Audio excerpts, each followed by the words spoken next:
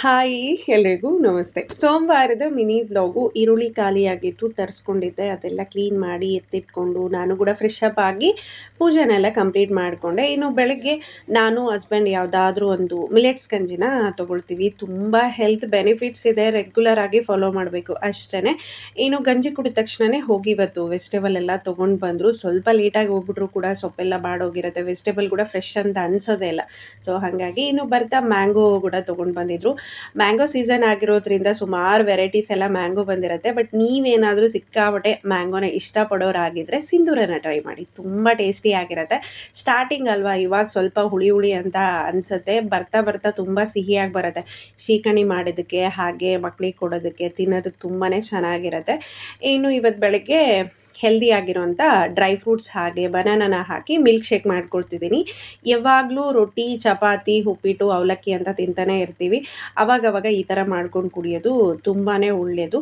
So ಹೇರ್ಗಾಯಿತು, ಸ್ಕಿನ್ಗಾಯಿತು, ಹೆಲ್ತಿಗಾಯಿತು ತುಂಬಾ ಒಳ್ಳೆಯದು. ಹಾಗಾಗಿ ನಮ್ಮ ದೇಹ ಕೂಡ ತಂಪಾಗುತ್ತೆ.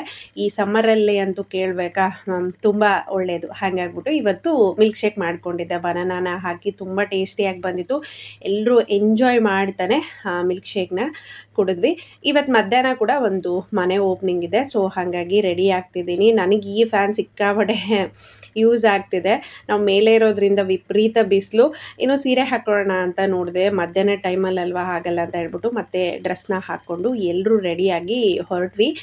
4 ಜನ ಒಟ್ಟಿಗೆ ಇದ್ದಾರೆ. ಅವರು ನೋಡೋದೇ ಒಂದು ಖುಷಿ ಅಂತ ಅನಿಸ್ತಾ ಇತ್ತು. ಮನೆ ಅಂತೂ ತುಂಬ ಚೆನ್ನಾಗಿಯೇ ಕಟ್ಸಿದ್ದಾರೆ. ನಮಗೆ ಸುಮಾರು ವರ್ಷದಿಂದ ಗೊತ್ತು ಆ ಅಣ್ಣ.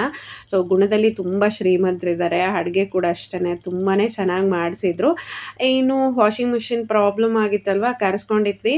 ಸೊ ಅವರು ಬೋರ್ಡೆಲ್ಲ ಏನೋ ಪ್ರಾಬ್ಲಮ್ ಆಗಿದೆ, ನಾಳೆ ಬಂದು ಹಾಕ್ಕೊಡ್ತೀನಿ ಅಂತ ಹೇಳ್ಬಿಟ್ಟು ಜಸ್ಟ್ ಚೆಕ್ ಮಾಡಿ ಹೊರಟರು. ಇನ್ನು ವೈಭವ್ ಕೂಡ ಪೇಂಟ್ ಮಾಡ್ತಾ ಕೂತಿದ್ದ.